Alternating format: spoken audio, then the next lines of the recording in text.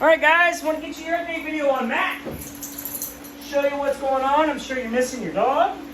Wanted to show you what we're up to, keep you informed as to how we're doing and what's going on. First and foremost, it's hot.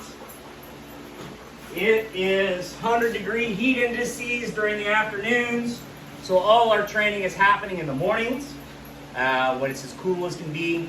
And we've got fans going all over the building, keeping dogs comfortable. So during the afternoon when it's hot, we usually get kind of like midday, we go do a fun run to the water, get everybody cooled off, and then they generally are laying down all afternoon somewhere in the shade, either indoors or outside under the cover with a fan going near and keeping everybody comfortable. So we're very cognizant of trying to keep dogs from getting too hot. I think there's something to be said about a dog that's acclimated to the cold, but nothing good comes from a dog getting hot. So we want to make sure that nobody's panting hard and everybody is comfortable. So, you know, Mack's been here about 2 weeks, and I'm going to try hard to get you a video about every 2 weeks, kind of a beginning, end of the month video, and then a mid-month video, so you have an idea of how we're progressing. You can see your dog and kind of help ease some of the missing him feeling. Trust me, I understand missing your dog. So I want to make sure I can do what I can to help out with that. So my evaluation of Mack is I think he's going to be great. I would describe Mack as a little bit of a goofball. He's kind of goofy, like he doesn't really know exactly what he's doing. To be honest, one of the funniest things that's been happening with Mack is he has discovered girls. Of course, we have several mature females on the grounds, and he's like, whoa, hold up a second. Like, he likes to follow them around. You know, he's constantly sniffing them, trying to figure out what's going on here. So he knows something's going on. We've had some girls in heat, which has kind of blown his mind. But anyway, it's pretty funny. So Mack is doing great. He's comfortable. He's been happy. He's been having fun. Like I said, we get do lots of opportunities in the water. He is swimming fairly well. We still need to work on that some more, but it is coming along. He's getting more and more comfortable in the water. I'll get you guys a water update video probably for the next one so you can see how we're doing. But I wanted to show you what we're working on here inside the building, working on kind of the nuts and bolts, the mechanics, if you will, of our training. So what we're working on is called formal obedience. Formal obedience is hopefully 95% review. Whenever a dog comes here and starts doing our gun dog program, we want the dogs to already know, or we hope that they know, most of the stuff that we start with. The reason for that is we want them to be successful.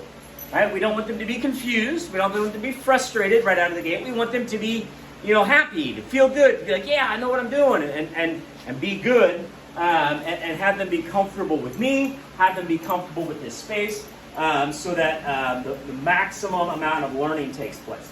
So, what do I mean by formal obedience?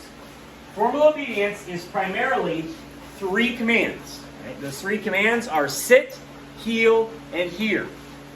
All right? And we do it all on a leash. Now, I should real quick mention the leash. The leash that I'm using is a simple slip lead. And the idea is when you pull on it, it becomes tight. And as soon as you're not pulling, it becomes slack. The idea is this is how we communicate with the dog so that they understand a little bit of pressure means I need you to change what you're doing. Versus no pressure means I like what you're doing. Good boy. Sit. Good. So I gave just a little pull there, said the S word, and he puts his behind on the ground. It's exactly what I want to see him do. Okay? So we're going to walk. Now we're going to start on the heel command. Good boy. Now, every time he looks up at me, I give him a little reinforcement.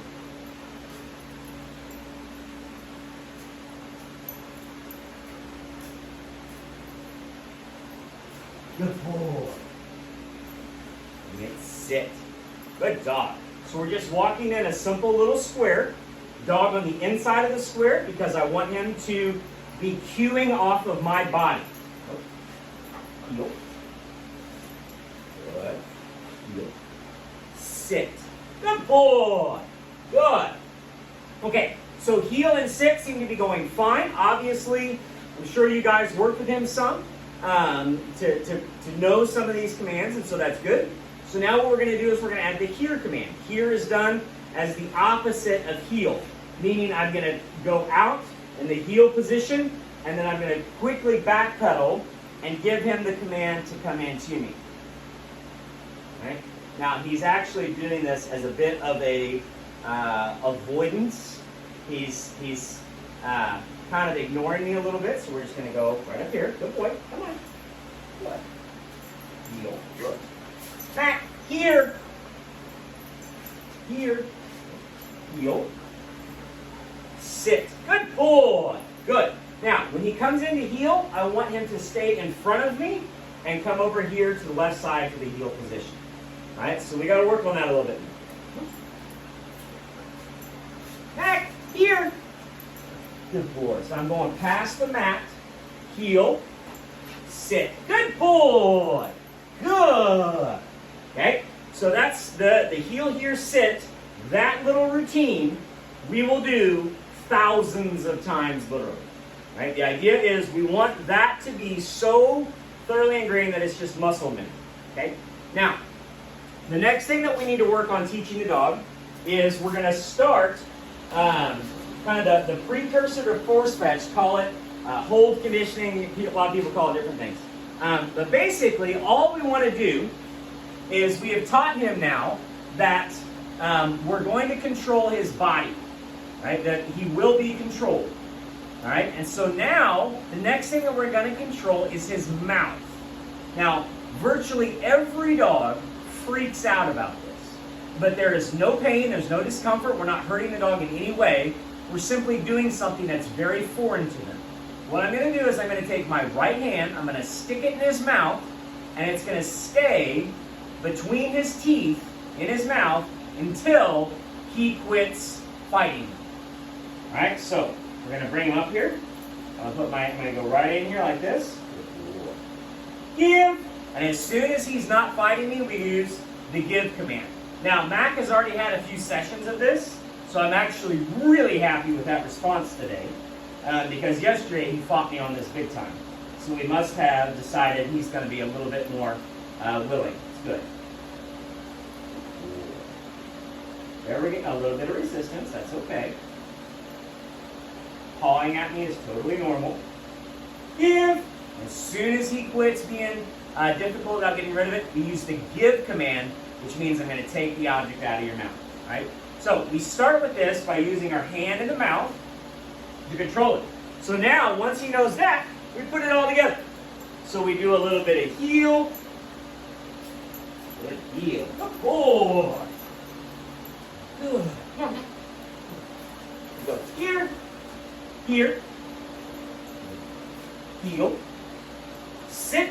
Good boy. Hand it now. Give. Good. Heel. All right, and so one of the things that I'm constantly looking at is trying to evaluate the dog's stress level with this.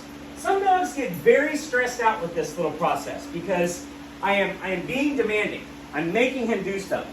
Mack is giving me a little bit of a vibe that he's not super comfortable with this. You can tell that by the fact he's lagging behind me. Good boy, good boy, good boy. And the tail, right?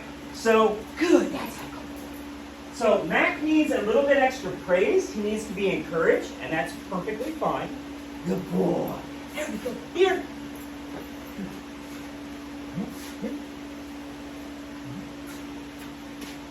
Sit. Good job. Give. Good boy. All right. And the other thing we do with Mack is we keep our session fairly short. We keep it positive. Here, Mack. Hey, that's a good boy. We got to remember that Mack is a young dog. He does have a big boy teeth, so we're okay there. And so we are teaching him a lot of new things and a lot of new space. So all in all, I'm very happy with Mack. We're doing fine. I feel like his training is going well. So we'll get you another update here in a couple weeks, but he's looking great.